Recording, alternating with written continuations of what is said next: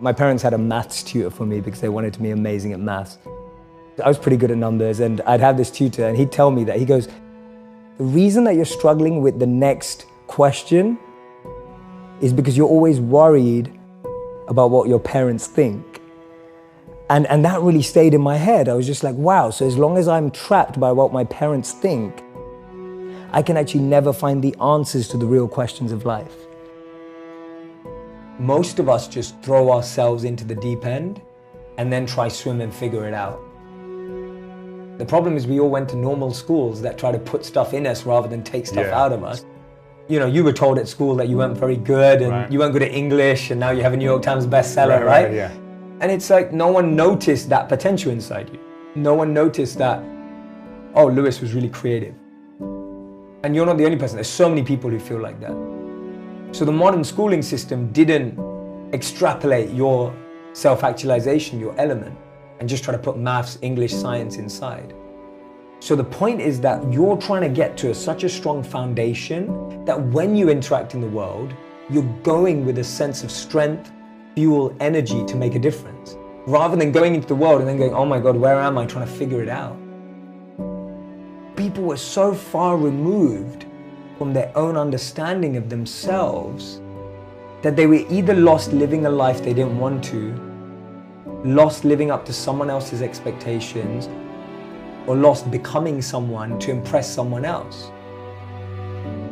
How many of you have a crazy dream or a crazy goal? I want you to write out in the comment section, what is your crazy dream? The dream that keeps you up at night is the real dream you should be chasing. But to chase that dream, to find that dream, to make that dream a reality, you need a strategy, right? A dream without a plan is just a wish. Tony Robbins said that, right? A dream without a plan is just a wish.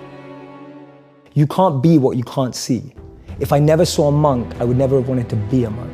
If I never meet a billionaire, I wouldn't want to be one.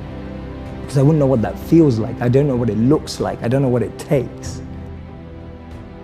What am I good at? What do I love? What does the world need? And how do I get paid for it? To me, those four help you unlock your passion. I often say to people, your passion is for you, your purpose is for others.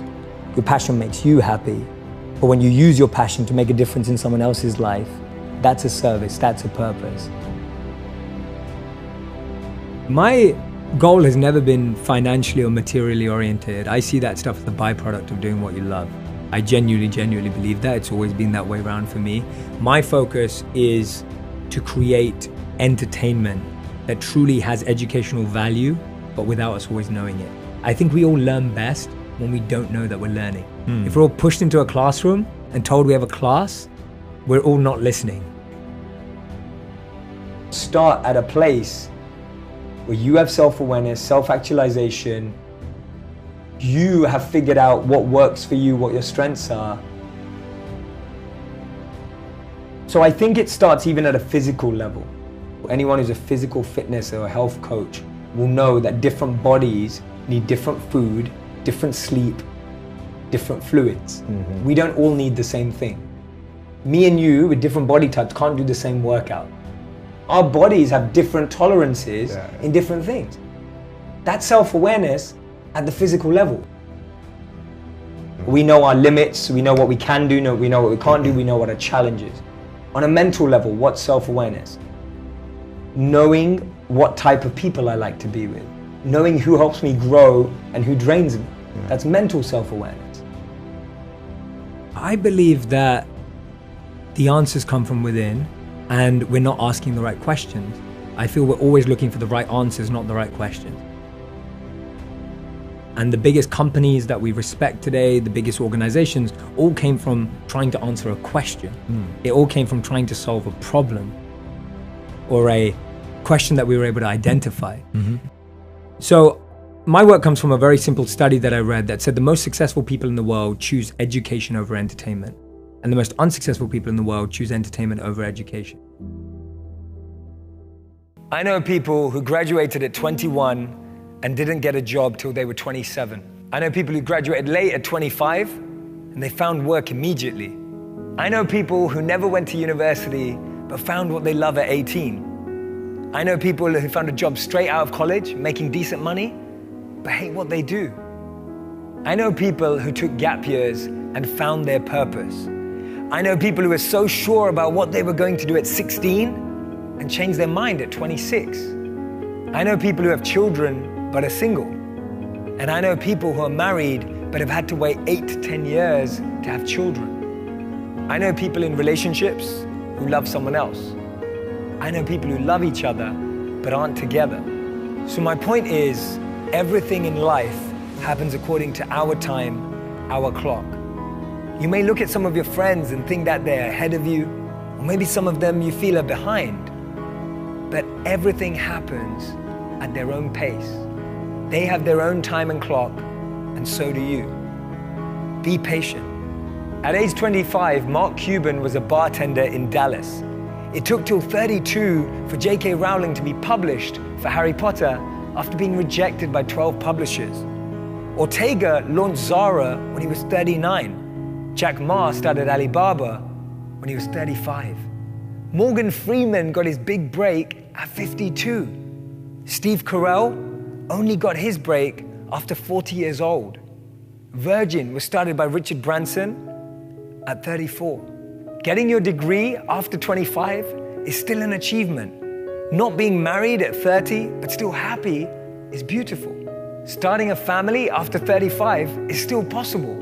And buying a house after 40 is still great. Don't let anyone rush you with their timelines. Because as Einstein said, not everything that counts can be counted, and not everything that's counted truly counts. And this is the most important thing.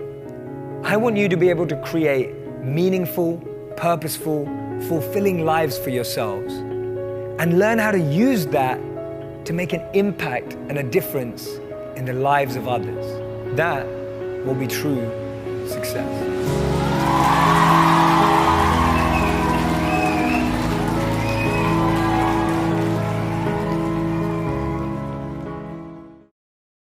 Priority is on the root of things, not the leaf or the symptoms. You're not dealing with your challenges at symptomatic level. You're dealing with it at root level, right? People say, oh, if you're stressed out, just take a stress pill. If you're stressed out, just go to get a massage. If you're stressed out, just relax, watch Netflix and chill. But all that's doing is pacifying you, escape for that hour, 2 hours, maybe a week. But going to the root of it and learning how to change your breath means you can manage any situation in life. Always go to the root. It will take longer, but it will last longer. Always go to the root. Cut down the root of that weed in your heart. Cut down the root of that weed in your mind. Don't just let it grow and kind of water a little bit and snip, cut it a bit. Just really go to the root and just knock it out. Get rid of it. Get a big axe and cut it down. The biggest weeds that we all get is on our intention. So when I say intention, I mean my current intention is to use everything I've been given, everything that I have in the service of others. But every day that intention, which is a beautiful little plant that's growing, gets weeds around it. No, do it for the money. Just do it for the fame, do it for the followers, do it for this. All these weeds are like going around my real intention every day. Every day. That's a weed. A weed is the intention that you don't want. And the problem is, sometimes you've let it grow so much, the weed looks like the plant. And you start believing it's the same thing. I've always had friends who are older than me. And I could see a lot of them in the most successful careers, successful jobs, beautiful partners, whatever it was. But I saw a sense of lack of fulfillment, meaning, and purpose in their lives. And I've always been an observer, and I would see these people who are like 5 years older than me, 7 years older than me, maybe 10 years older than me. And I'd be watching them and go, is that the life I want? And often the advice I give to people today is fast forward where you are, look at yourself in 10, 15, 20 years' time, and ask yourself the question, is that where I want to be? I think it's Thomas Edison who says, when you feel you've exhausted every option, remember you haven't. And Einstein said, if you judge a fish by its ability to climb a tree, it will spend its whole life believing that it's stupid. And too many of us are fish trying to climb a tree. Too many of us are monkeys being taught how to swim. Too Too many of us are lions being taught to live like cats. We're not getting to live in our element. Live in that element that you've naturally been given. Don't try adopt another. You know, we've all got a special genius inside of us.